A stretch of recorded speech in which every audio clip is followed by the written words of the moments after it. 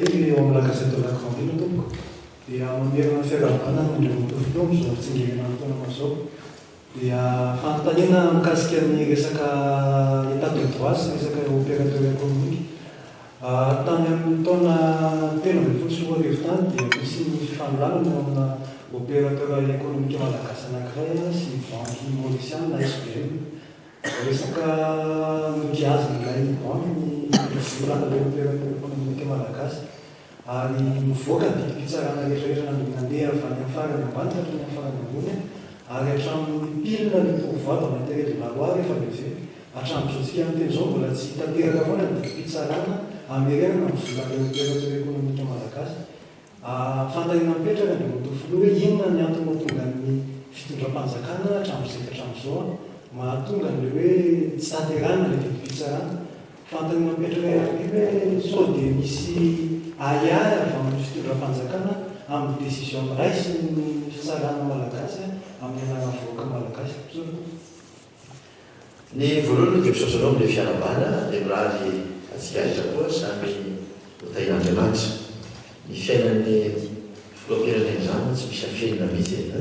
na terrain na ny fahasalamana na ny alehany na zay ataony sy raha dia manjanana kanefa dia misaotra atsika dia samy hotahin'Andriamanitra isika rehetra amin'izany hainao tsara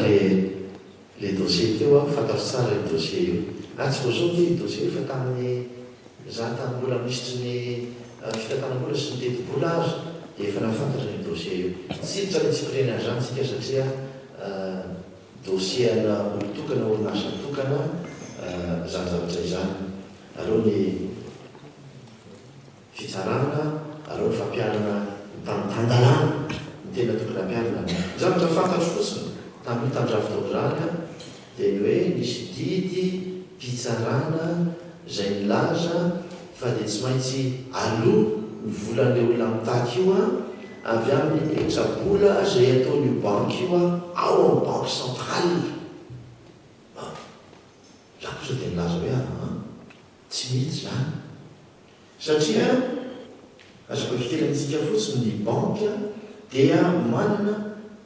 lay antsoina hoe réserve obligatoire tsy maintsy apetrany any amin'ny banque centrale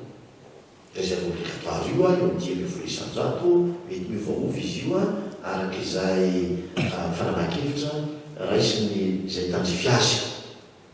inona vola apetraka any banque centrale io le tahirinao sy le tahiriko io apetraka any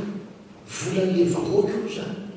volan'le olona tsirairay mametraka ny volany mampiasa ny volany ao amin'ny le banque primaire zany apetraka any io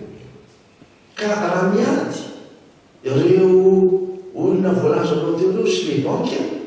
manina moa ny volako sy ny volanao any banque centrale no alainy fa tsy ny volan'le banque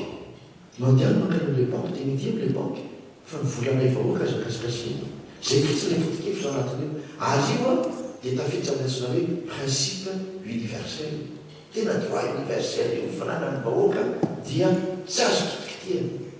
ao amin'ny banque centrale raha io kitianao dia milaza aminao farapitso rodana ny système financier sy ny système économique atsika tsy misy tronjany fiarovana ny zay atao hoe fomba fiasa eo amin'ny banque ka zay ka manao manepa azy amin'ny ankapobeny fotsiny hoe aloha sy fanaraka amin'ny banque takany volana zay fanana manokany ny banque fa tsy amin'ny fananany vahoaka mametraka vola amin'ny banque